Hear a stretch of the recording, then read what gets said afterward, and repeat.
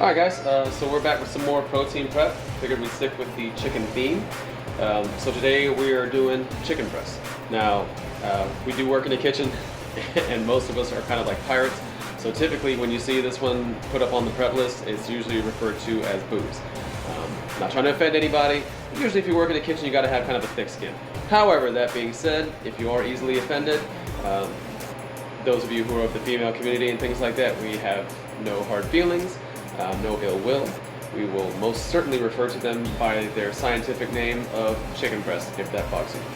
Sorry, that was my little PSA, just a kind of disclaimer moment. So anyway, this is what we're looking at. So the boxes of chicken breasts are going to be smaller, still in the same location in the walk-in as the other raw chicken on that same shelf, just over to the right. So just again, make sure you're identifying the correct box. And in each box, there are usually 4 5-pound bags.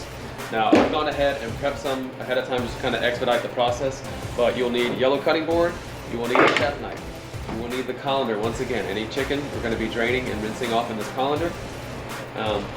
We will also need meat mallet, which we'll get to later. And then we will have a Lexan pan with another pan underneath that has ice in it. This is really, really important because when we're prepping any kind of proteins, specifically the raw ones, but any protein at all, you want to make sure that they're staying cold while we're prepping them. Sometimes some people are a little faster than others at some of these procedures, and that's fine. But for people who are still learning or maybe just not as quickly inclined, you want to make sure that we're operating safely because this food has got to stay out of the danger zone. The danger zone is between 40 and 140 degrees. That's where bacteria grows, and that if you leave things in that temperature for too long, that's how you get people sick. So, also to reiterate, making sure that you're using gloves, being very sanitary, washing your hands, and being very, very careful about what you touch while you're finishing this procedure. So, that being said, like I said, I went ahead and prepped a couple of the bags ahead of time to kind of speed this process along, but just to show you, this is what one of the individual bags in the case will look like. We'll have this liner you can go ahead and get rid of. And once again, break down your box.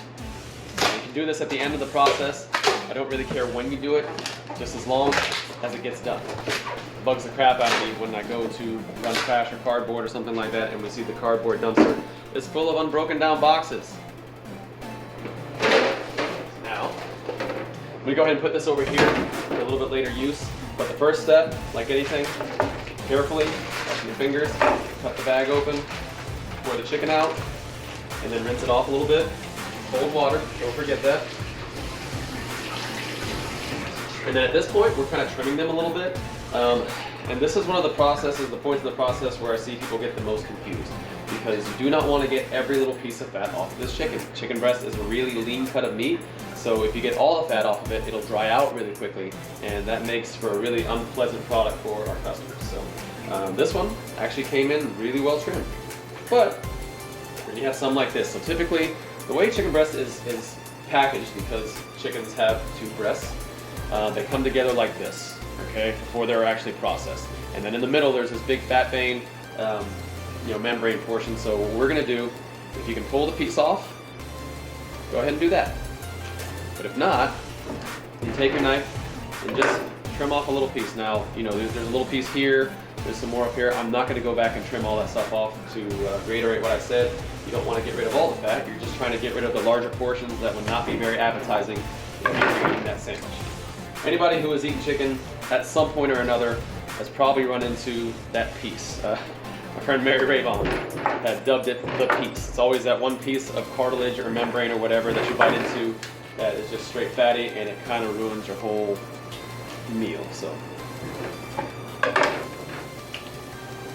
once again, this process should not take very long. Actually, earlier I was timing myself just to kind of see this for S's and G's to see how long it took, and I had those 3 bags of chicken cleaned and prepped in under 6 minutes.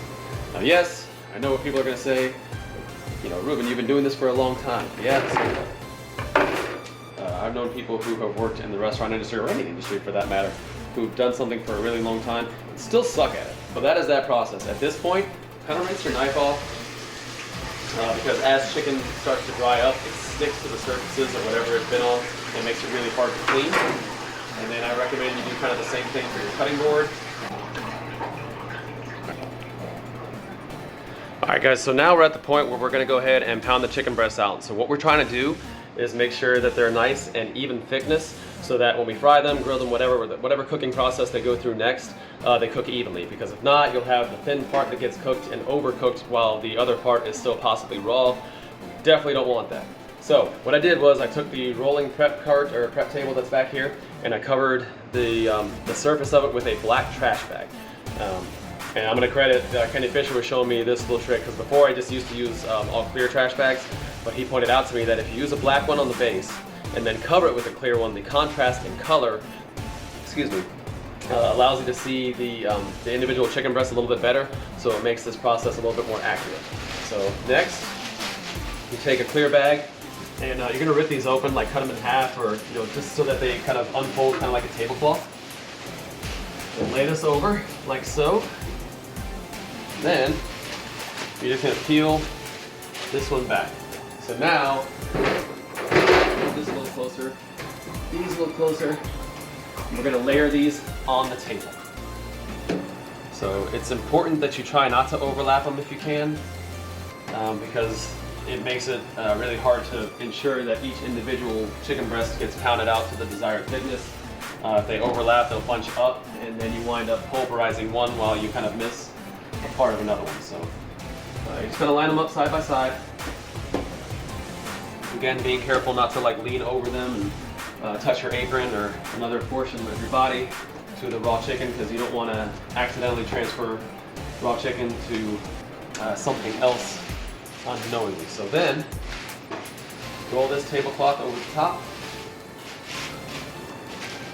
And now is the point where you get to get out any kind of frustrations you may have had from the day. So we'll take the meat mallet. Make sure you use the smooth side, not the textured side. Really important. And all we're really doing, we're not actually trying to beat the living daylights out of it, but we are trying to make sure that this thicker lobe portion is about the same thickness or thinness as this bottom tail part, okay? So start off, and you're going to use texture and touch and feel and everything like that a lot to kind of feel out whether or not you feel like it's actually been pounded out to the right thickness. So.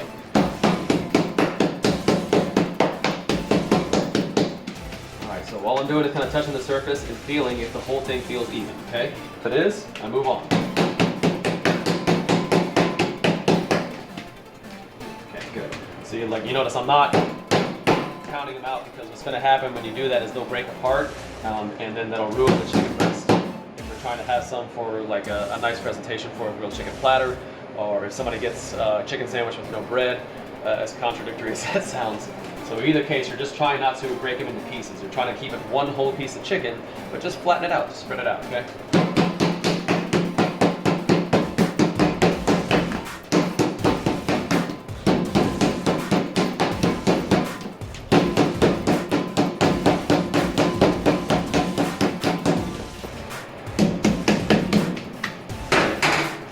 That is it. So if we had to do more, I would obviously save this, but for now, let's pretend like we were done with this whole process. I'm going to go ahead and discard that. Go ahead and continue to layer the rest of the chicken in here. Just going to be careful not to splash raw chicken liquid all over the place. And then in this process, you can also kind of check them out and see if one or two of the pieces, like if something doesn't look right, if it looks like it got too beaten up or something like that, we can use it for something else. You can cook it off for DGC, you can boil it off and make soup out of it, even cut it into kind of tenders or something like that if that's an option. So at this point, I'm going to leave this here for now. So at this point, I'm going to go ahead and take this pan of chicken. I'm going to change my gloves. And according to health code, as annoying as it is, you need to wash your hands in between changing your gloves. I know it doesn't seem like it makes a whole lot of sense, but that's what the health department wants us to do. So go ahead, wash your hands. And at this point, I'm going to take this pan of chicken, and I'm going to go ahead and put it into the annex cooler without a lid. All right, we got to store it on top of the raw chicken so it's away from anything that it could possibly contaminate, but without a lid. This is really important because what we're trying to do is make sure that this chicken is cooled down to below, at 40 degrees or below, before we actually set it for storage, okay? So I'm taking this, we're going to put it in a walk-in.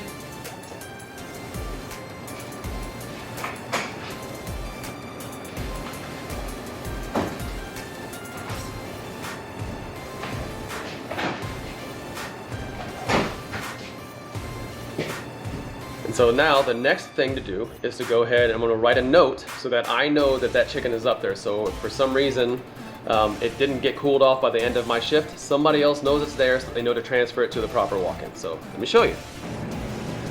Okay, so this is the whiteboard just outside of the main walk-in cooler. So all I'm gonna do is write a note up here on the freezer side. And I know we're not putting it in the freezer, but it just kind of lets somebody know that it's cooling off. So chicken, annex, and then we want to look at what time it is. So right now it is 9:30 a.m. and that's it. So at that point we have that note in there. We'll check this again before we leave our shift for the day.